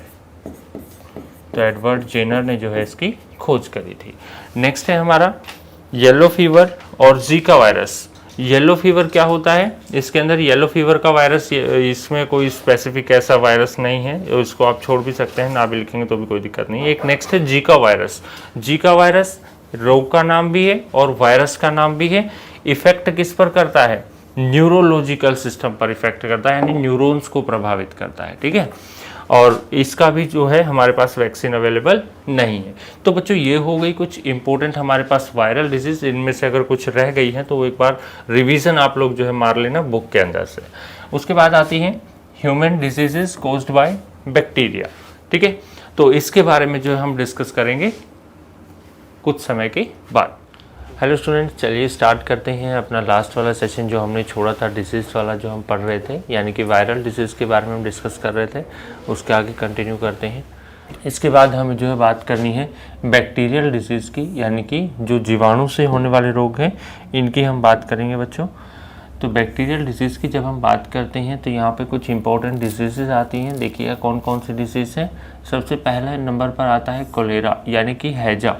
अब हैजा रोग के अंदर आपका जो बैक्टीरिया रहेगा वो कौन रहेगा? विब्रियो कोलेरी रहेगा। और जो कोलेरा रोग होता है इसके अंदर हमारा प्रभावित होता है इंटेस्टाइनल पार्ट, या फिर हम कह सकते हैं कि गैस्ट्रो इंटेस्टाइनल, जठरीय और आंत्र भाग जो हैं वो प्रभावित होते हैं। और इस रोग के निवारण के लिए अक्सर डॉक्टर जो हैं वो आपको ORS देते हैं ताकि बॉडी के अंदर डिहाइड्रेशन ना हो। तो ORS का जो फुल फॉर्म एक बार आप देख लीजिएगा, ओरल रिहाइड्रेशन सॉल्यूशन, या फिर इसको ओरल रिहाइड्रेशन सस्पेंशन भी कहा जाता है। तो ये ORS का पूरा नाम होता है बच्चों। तो ये हमारी पहली डिसीज हो गई। इसके बाद आता है टाइफाइड। टाइफाइड रोग को तो आप जानते ही होंगे, जिसको मियादी बुखार या फिर आंत्र ज्वर भी कहा जाता है। इंटेस्टाइनल फीवर, मियादी बुखार, आंत्र ज्वर या फिर टाइफाइड इसको कहते हैं। और टाइफाइड का जो बैक्टीरिया रहेगा वो कौन है? Salmonella typhi. तो अब ये प्रभावित किसको करेगा? जैसा इसका नाम है, आंत्र ज्वर, यानी कि आंत को प्रभावित करेगा। इसके बाद उपचार की बात करें तो टाइफाइड का जो उपचार रहता है उसके लिए हम जो है यूज़ करते हैं एंटीबायोटिक्स।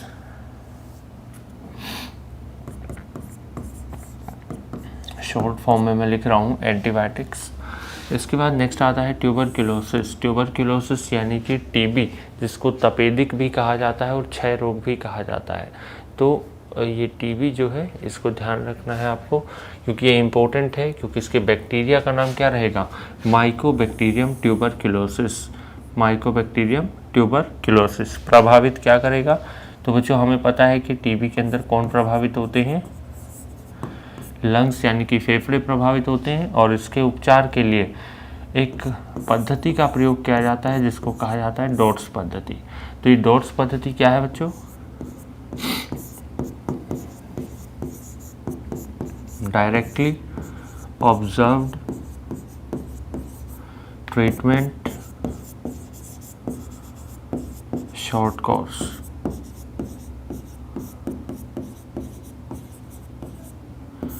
तो ये रहेगा हमारा डॉट्स पद्धति। इसका प्रयोग किया जाता है टीबी रोग के निवारण के लिए। तो इसके लिए आपको एक चीज़ और इम्पोर्टेंट ध्यान देनी है कि ट्यूबरक्यूलोसिस रोग की जांच के लिए कौन सा टेस्ट किया जाता है। तो इसके लिए स्पूटम टेस्ट होता है बच्चों।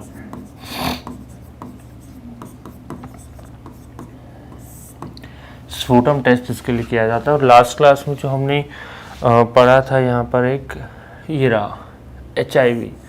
इस HIV को जानने के लिए, इसको पहचानने के लिए कौन सा टेस्ट किया जाता है? तो इसके लिए टेस्ट किया जाता है एलिसा। कौन सा टेस्ट किया जाता है? ELISA test. एलिसा की फुल फॉर्म मैं एक बार लिख देता हूँ, ये हटा देते हैं यहाँ से।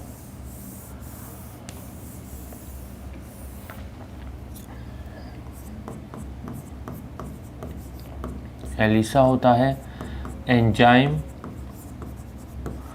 लिंक्ड इम्यून सॉल्वेंट एसे। तो ये होता है बच्चों एलिसा टेस्ट, जो कि किया जाता है एड्स रोग की जांच के लिए, एंजाइम लिंक्ड इम्यून सॉल्वेंट एसे। इसी तरह से हमारा जो टाइफाइड होता है, टाइफाइड रोग के लिए भी एक जांच की जाती है, और टाइफाइड रोग के लिए जो जांच की जाती है इसको कहा जाता है विडाल।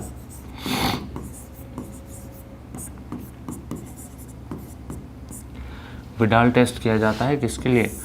टाइफाइड के लिए।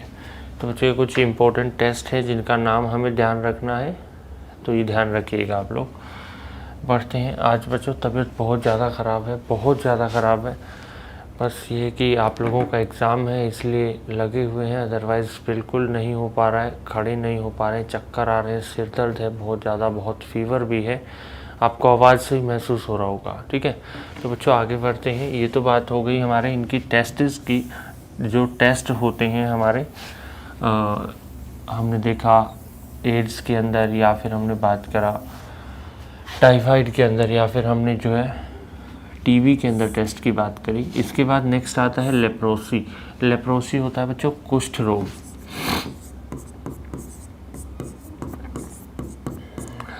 जिसको हम आम भाषा में कोढ़ भी कहते हैं। तो ये कोढ़ जो होता है लेप्रोसी किसके कारण फैलता है? ये फैलता है माइकोबैक्टीरियम लेप्री के कारण। प्रभावित अंग क्या होगा? तो बच्चों कोढ़ जो होता है वो स्किन को इन्फेक्ट करता है, तो इसका प्रभावित अंग कौन हो जाएगा? स्किन हो जाएगी, त्वचा हो जाती है। और इसके उपचार की मैं बात करूं तो इसके उपचार के लिए प्रयोग किया जाता है MDT। MDT क्या है? Multi drug therapy.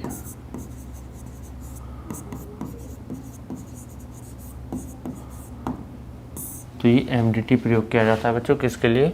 लेप्रोसी कुष्ठ रोग या फिर कोढ़ के लिए। इसके बाद आगे बढ़ते हैं। अगला हमारा डिजीज़ है नंबर 5 पर न्यूमोनिया।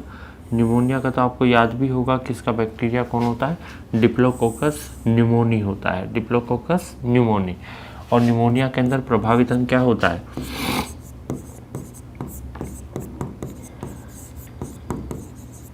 या तो कहते हैं रेस्पिरेशन श्वसन, या फिर कह देते हैं लंग्स फेफड़े। ये इसका प्रभावित अंग होता है। और न्यूमोनिया के लिए हम यूज़ करते हैं एंटीबायोटिक्स। ठीक है बच्चों। उसके बाद आता है अगला रोग प्लेग। प्लेग जो होता है बच्चों, इसके अंदर बैक्टीरिया का नाम आपको एक नहीं दो मिलते हैं देखने के लिए। एक तो जो आपको सामने दिख रहा है यर्सीनिया पेस्टिस, और एक होता है पास्चुरेला पेस्टिस।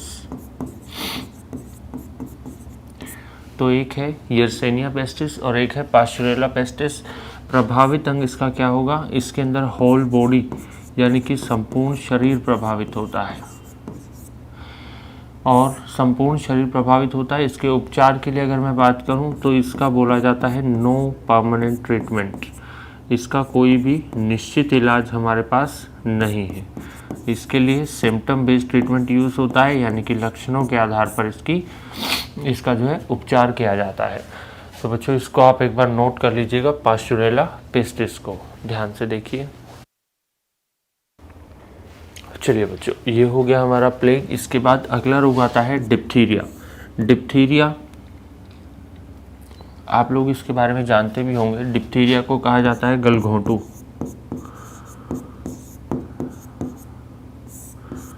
और ये एक नहीं, ये 3 डिजीज़ होती हैं एक साथ। एक ही आपकी इससे जस्ट नीचे लिखी हुई है, टेटनस, और एक और रोग होता है जिसको कहा जाता है पर्टूसिस।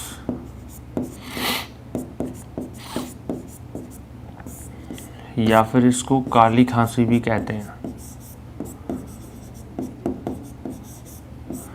या फिर इसको होपिंग कफ भी कहा जाता है,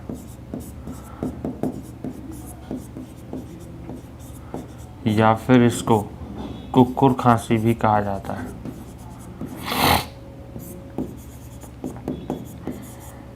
तो ये सारे जो है बच्चों एक ही रोग के नाम हैं। पर्टूसिस हुआ, काली खांसी हुआ, हुपिंग कफ हुआ, या फिर हम कहें कि जो हमारा काली खांसी या कुक्कुर खांसी जो होते हैं, ये तीनों एक साथ हम डिसीज़ पढ़ेंगे। क्यों पढ़ेंगे इसका रीज़न भी मैं आपको बताऊंगा। सबसे पहला डिप्थीरिया जो होता है, इसमें कोरोनी बैक्टीरियम डिप्थीरी नाम का बैक्टीरिया यहाँ पर प्रेजेंट होता है। और ये कोरोनी बैक्टीरियम डिप्थीरी क्या करता है, ये गले के अंदर इन्फेक्शन कोज करता है, जिसके कारण गले के अंदर स्वेलिंग जनरेट होती है। उसी को गलघोंटू कहा जाता है, डिप्थीरिया कहा जाता है। इस रोग के उपचार के लिए, प्रिवेंशन के लिए जो है एक वैक्सीनेशन दी जाती है, जिसको कहा जाता है DPT। ठीक उसी तरह से हम बात करें अगर इसके बाद जो दूसरा डिसीज़ है वो आता है पर्टूसिस। तो पर्टूसिस क्या होता है बच्चों, पर्टूसिस होता है हुपिंग कफ, जिसको हम काली खांसी या कुक्कुर खांसी भी कहते हैं। तो ये हुपिंग कफ जो होता है, इसका जो बैक्टीरिया रहेगा वो रहेगा बोर्डेटेला पर्टूसिस।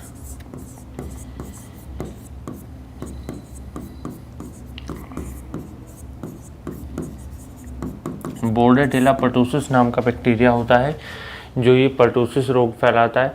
और इस पर्टूसिस में क्या होता है कि जो गले जो वोकल कॉर्ड्स होते हैं उनके अंदर ज़्यादा इन्फेक्शन जनरेट होता है, थ्रोट के अंदर इन्फेक्शन होता है। इससे क्या होगा कि जब हम जो वोकल कॉर्ड्स की वाइब्रेशन से जो साउंड निकल रही है, वो साउंड जो होती है वो थोड़ी सी साउंड चेंज हो जाती है। जैसे आपने देखा कुत्ते जब भौंकते हैं, तो इस तरह से जब इंसान खांसेगा तो जैसे कुत्ते भौंकते हैं उसके सिमिलर सी आवाज़ हमें लगती है वो। तो इसलिए इसे कुक्कुर खांसी भी कहा जाता है। इसके उपचार के लिए भी हम क्या यूज़ करते हैं, DPT का वैक्सीनेशन यूज़ करते हैं। नंबर 3 पर इन तीनों डिजीज़ में आता है टेटनस।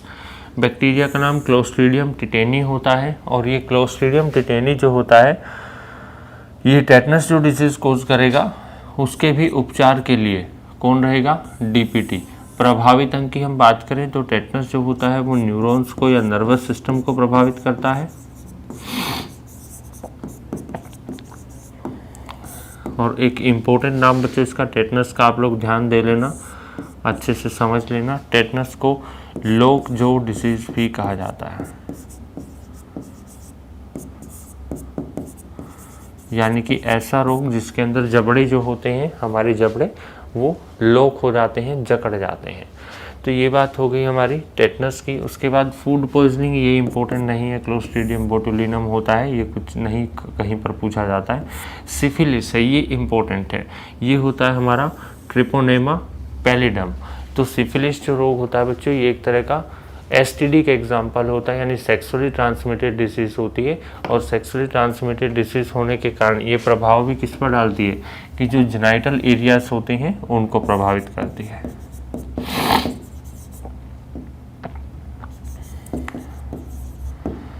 और इसके उपचार के लिए जो है हम एंटीबायोटिक्स यूज़ करते हैं।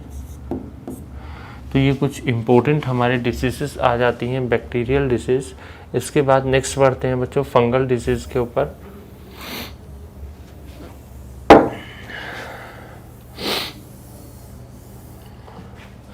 फंगल डिजीज़ में भी नंबर 1 पर हम बात करेंगे एस्परजिलोसिस। एस्परजिलोसिस को एक नाम और भी दिया जाता है अस्थमा, ये नाम आपने सुना होगा, अस्थमा, या फिर इसको दमा भी कहा जाता है। तो ये हो गया हमारा एस्परजिलोसिस, अस्थमा या दमा। इसके फंगस का नाम क्या है बच्चों, इसका नाम है एस्परजिलस फ्यूमिगेट्स। क्या नाम है इसका, एस्परजिलस फ्यूमिगेट्स। और ये एस्परजिलस फ्यूमिगेट किसको प्रभावित करता है, ट्रैकिया को प्रभावित करता है। और इसके प्रिवेंशन के लिए, इसके क्योर के लिए हम यूज़ करते हैं, जैसे आपने नाम सुना होगा एस्थलीन। या डेरिफाइलिन सुना होगा।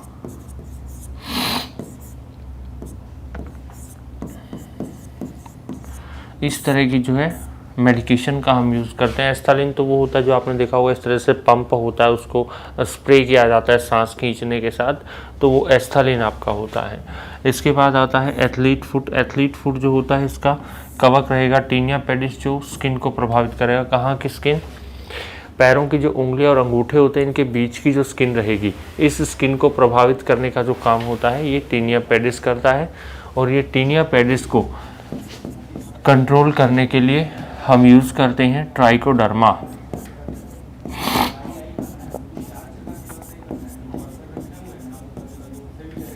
ट्राइकोडर्मा का प्रयोग इसके लिए किया जाता है।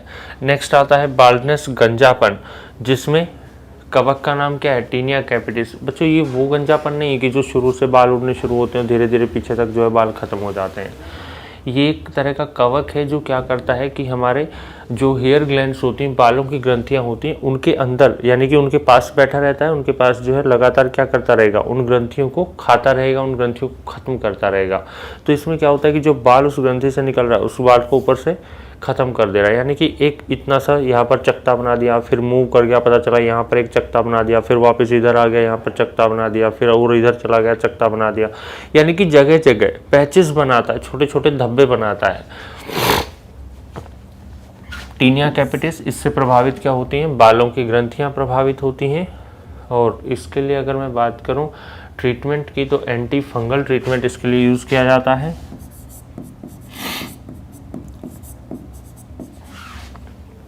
कवक रोधी दवाइयों का प्रयोग किया जाता है। लास्ट है बच्चों ईचिंग। ईचिंग यानी कि जो खुजली टाइप हो जाता है, दांत खाज खुजली जो होता है, उसके लिए कवक जो होता है वो रिस्पॉन्सिबल है एस्केरिस स्कैबिस। और ये एस्केरिस स्कैबिस जो होता है इसका प्रभावित अंग रहता है स्किन यानी कि त्वचा, और इसके उपचार के लिए किया जाता है प्रयोग ट्राइकोडर्मा। तो ये बच्चों कुछ इंपॉर्टेंट हमारी फंगल डिजीज़ हो जाती हैं।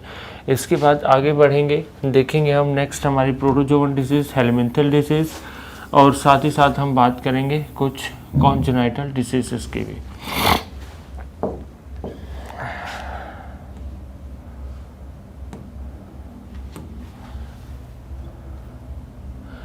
एक बार हम पहले पढ़ लेते हैं प्रोटोजोवन डिसीजेस के बारे में।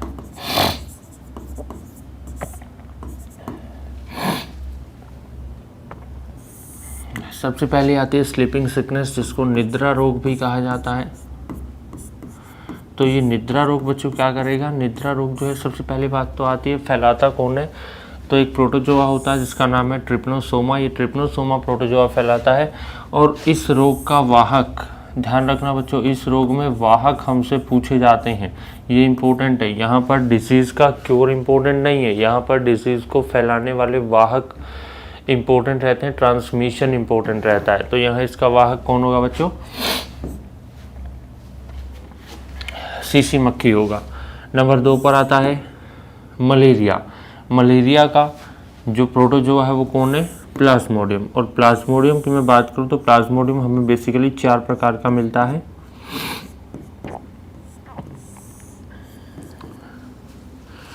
एक होता है प्लाज्मोडियम वाइवेक्स, एक होता है प्लाज्मोडियम फैल्सीपैरम, एक होता है प्लाज्मोडियम ओवेल, और एक होता है बच्चों प्लाज्मोडियम मलेरी। तो ये जो ओवेल और मलेरी हैं बच्चों, ये होते हैं ठंडे क्षेत्रों में पाए जाने वाले प्लाज्मोडियम, और जो वाइवेक्स और फैल्सीपैरम है ये हमारे इंडिया के अंदर मोस्ट कॉमन है। इनका वाहक जो होता है वो कौन होता है? मादा एनाफ्लीज मच्छर होता है। कौन होता है बच्चों? मादा एनाफ्लीज। और ध्यान रखना एक और मच्छर जो हमने पीछे छोड़ा है, यहाँ पर बताने के लिए मैंने इसको यहाँ पर ड्रॉप किया था कि जो डेंगू रोग था, डेंगू रोग में भी वाहक होता है। यहाँ पर भी मॉस्किटो है, यहाँ पर भी कौन होता है? मॉस्किटो। कौन सा? फीमेल एडीज इजिप्टी, ये होती है हमारी ऐसी मच्छर जो किस रोग का कारण बनती है, डेंगू रोग का, क्योंकि यही होती है जो हमारा डेंगू का वायरस होता है उस वायरस को ट्रांसमिट करती है एक हेल्दी पर्सन के अंदर, उसकी बॉडी के अंदर उसको ट्रैवल करवाती है। इसके बाद हम बात करेंगे पायरिया की। बच्चों पायरिया रोग के बारे में आपने सुना ही होगा। इसका जो प्रोटोजोआ होता है वो होता है एंटमीबा जिंजीवैलिस, और ये एंटमीबा जिंजीवैलिस जो है किसके द्वारा फैलता है, किस माध्यम से, तो ये फैलता है कंटामिनेटेड फूड और वाटर, यानी कि दूषित जल और भोजन के कारण। सॉरी बच्चों, हालत कुछ ज़्यादा ही ख़राब है। नेक्स्ट है डायरिया। तो डायरिया जो रोग होता है उसको फैलाने वाला होता है एंटमीबा हिस्टोलिटिका, और एंटमीबा हिस्टोलिटिका जो होता है उसका भी जो फैलाव होता है वो किसके कारण होता है, कंटामिनेटेड फूड और वाटर के माध्यम से होता है। लास्ट डिसीज आती है बच्चों ब्लैक फीवर, जिसको काला आजार या काला ज्वर भी कहा जाता है, और इसका वाहक जो रहेगा वो रहेगा लिशमेनिया डोनोवानी नाम का प्रोटोजोआ जो है इसको फैलाता है। और इसको फैलाने के लिए कौन इसको ट्रांसमिट करता है बच्चों, इसके लिए बालू मक्खी होती है, सैंड फ्लाई।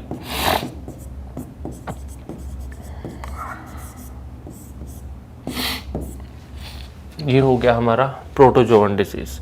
इसके बाद में अगर बात करूं तो हमारे पास आती है हेलमिंथल डिसीज। हेलमिंथल डिसीज के बारे में थोड़ा सा जान लेते हैं। 4 हेलमिंथल डिजीज है बच्चों जिसके बारे में हमें इंपॉर्टेंट जानना है। सबसे पहली होती है ड्रैकुलिसिस, या फिर इसको GWD या फिर इसे नारू रोग भी कहा जाता है। GWD जो है इसका मैं फुल फॉर्म यहाँ लिख देता हूँ।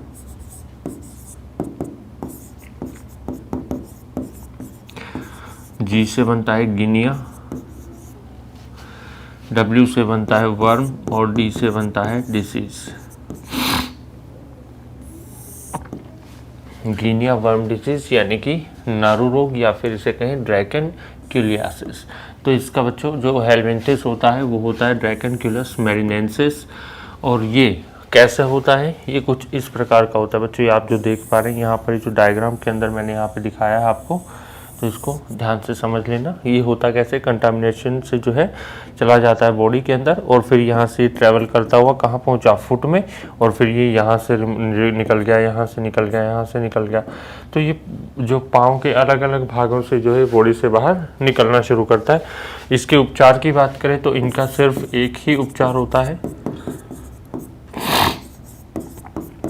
और वो होता है सर्जिकल मेथड।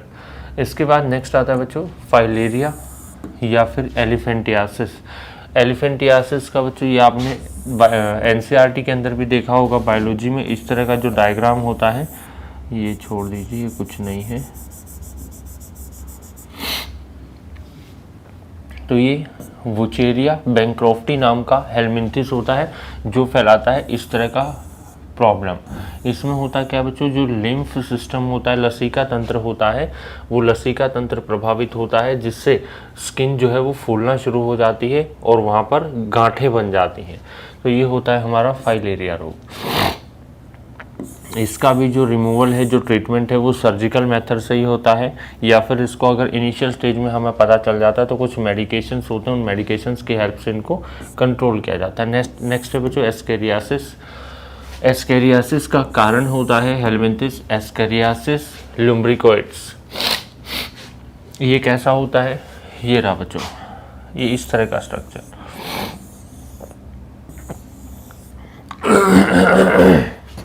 तो ये हमारा एस्केरियासिस लुम्ब्रिकोइड्स होता है, जो स्मॉल इंटेस्टाइन के अंदर रिप्रोडक्शन स्टार्ट करता है और धीरे धीरे पूरी की पूरी स्मॉल इंटेस्टाइन को कवर कर लेता है, उसको घेर लेता है, जिसके कारण आगे जो है प्रोसेसिंग नहीं हो पाती डाइजेशन की, और ये डिजीज़ जो है बहुत ज़्यादा डेंजरस भी होती है। इसके बाद आता है सिस्टिक या टीनियासिस। इसका जो हमारा हेलमिंथिस रहेगा वो रहेगा टीनिया सोलियम। ये भी कुछ इसी प्रकार का होता है, लेकिन ये इन्फ्लामेशन जनरेट करता है, जिससे एब्जॉर्प्शन का प्रोसेस ख़त्म हो जाता है धीरे धीरे करके। तो ये कुछ इंपॉर्टेंट बच्चों अपनी हेलमिंथल डिसीज़ थी। इसके बाद आगे बढ़ते हैं, पढ़ते हैं कुछ और डिसीज़ के बारे में। चलिए, ये हैं बच्चों कुछ हेरिडिटरी डिजीज, कॉन्जेनाइटल डिजीज जिनको कहा जाता है, या अनुवांशिक रोग इनको कह सकते हैं।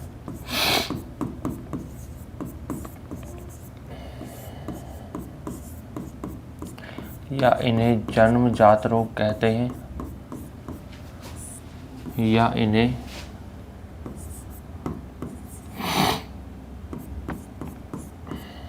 वंशागत रोग कहते हैं।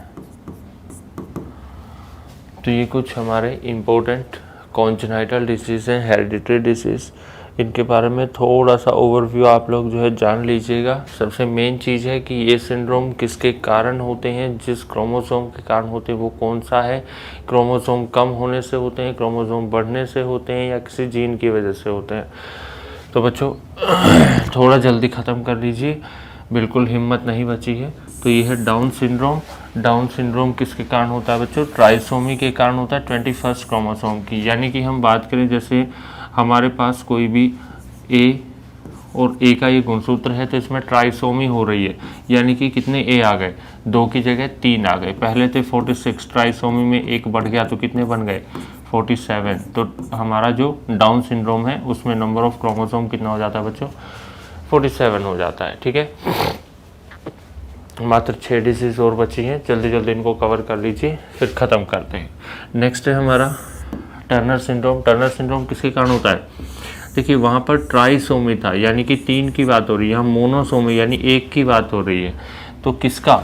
एक्स की मोनोसोमी। हमें पता है कि फीमेल्स के अंदर कितने एक्स होते हैं, 2 एक्स होते हैं, लेकिन यहाँ पर क्या होगा कि 1 एक्स की कमी हो जाएगी और उस 1 एक्स की जगह पर हम कह देते हैं कि यहाँ पर स्पेस खाली हो जाता है। तो जो 46 होने चाहिए थे तो -1 होकर कितने रह जाते हैं, 45 रह जाते हैं। ये हो गया पटाउ सिंड्रोम। पटाउ सिंड्रोम के अंदर फिर से हम क्या बोल रहे हैं, ट्राई यानी कि 3 होने चाहिए थे, 2 से कितने बन गए, 3, 2 से कितने बन गए, 1, 2 से कितने बन गए, 3 बन गए।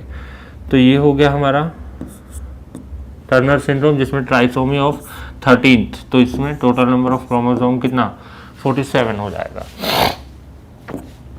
नेक्स्ट है क्लेनफेल्टर सिंड्रोम। क्लेनफेल्टर सिंड्रोम के अंदर भी क्या है, एडिशन हो रहा है, किसका, एक्स का। यहाँ पर एक एडिशन कम हुआ था, यहाँ पर एडिशन क्या, यहाँ पर एक मोनोसोमी हुई थी, यहाँ पर एक एडिशन ज़्यादा हो जाता है, होने चाहिए थे 2, हो गए कितने, 3। तो यहाँ पर हो जाता है XXY का कंडीशन, जिसके बाद टोटल नंबर ऑफ क्रोमोसोम्स कितना हो जाता है, 47 हो जाता है। हीमोफीलिया ए और हीमोफीलिया बी, ये किसके कारण होते हैं बच्चों? ब्लड फैक्टर 8 और 9 की वजह से। जैसे हमारी बॉडी के अंदर जीन्स होते हैं, हर जीन का अपना एक फैक्टर होता है, अपना एक कैरेक्टर होता है, अपना एक लक्षण होता है, ठीक उसी तरह से ब्लड के अंदर भी हमारा जो फैक्टर 8 और फैक्टर 9 होता है, इन दोनों का काम होता है ब्लड का क्लॉट करवाना, यानी कि रक्त का थक्का जमाना। तो बच्चों यहाँ पर रक्त का थक्का नहीं बनता है। कलर ब्लाइंडनेस, कलर ब्लाइंडनेस किसके कारण होता है? ये लेंस का प्रॉब्लम होता है। ठीक है, इसमें कैटरेक्ट, लेंस के ऊपर जैसे हम बात करें झाइयाँ सी आना शुरू हो जाती हैं, उसके ऊपर शेड्स बनना स्टार्ट हो जाती हैं, तो वो कलर ब्लाइंडनेस का कारण होता है। एल्बिनिज्म, एल्बिनिज्म होता है मेलानिन के कारण, क्योंकि मेलानिन क्या होता है, कंप्लीटली बॉडी से एब्सेंट ही हो जाता है। एब्सेंट होगा तो जो कलर देने वाला पिगमेंट है वो कलर नहीं दे पाएगा, और कलर नहीं दे पाएगा तो जो एल्बिनिज्म होता है इसमें प्योर वाइट स्किन होती है। जैसे ये कलर आपको दिख रहा है ना, इसके अंदर वाला, इस तरह का कलर इनके अंदर हो जाता है। एंजलमैन सिंड्रोम, इनमें बड़े माथे हो जाते हैं, शरीर गर्दन जो है छोटी हो जाती है, होठ बड़े हो जाते हैं, आंखें छोटी रह जाती हैं, आंखों के अंदर सूजन आ जाती है, तो इस तरह की होती हैं। और ये किसके कारण होती है? UBE3A जीन के कारण, जो कि बच्चों UPPCS का एग्ज़ाम का एक क्वेश्चन है कि जो हमारा एंजलमैन सिंड्रोम है उसके लिए कौन सा जीन रिस्पॉन्सिबल है, उसके लिए होता है UBE3A जीन रिस्पॉन्सिबल होता है। ठीक है बच्चों, तो ये थी हमारी कुछ हेरिडिटरी डिसीज, और यहाँ पर हम जो है अपना ये वाला सेक्शन ख़त्म करते हैं। ठीक है बच्चों, तो चलिए डिजीज़ वाला सेक्शन अपना कंप्लीट हो गया है। अब हम जो है मिलेंगे अगले सेशन में। तो अभी के लिए बच्चों इतना ही, सिर्फ 5 दिन एग्ज़ाम के बचे हैं, 5 दिन 6 दिन बचे हैं। तो आप लोगों को बस मेहनत करते रहना है, लगे रहिए, अपने हौसले को टूटने मत दीजिए, ज़रूर आप कुछ कर जाओगे। तो बच्चों आज के लिए इतना ही रखेंगे। थैंक यू सो मच, मिलते हैं नेक्स्ट सेशन में।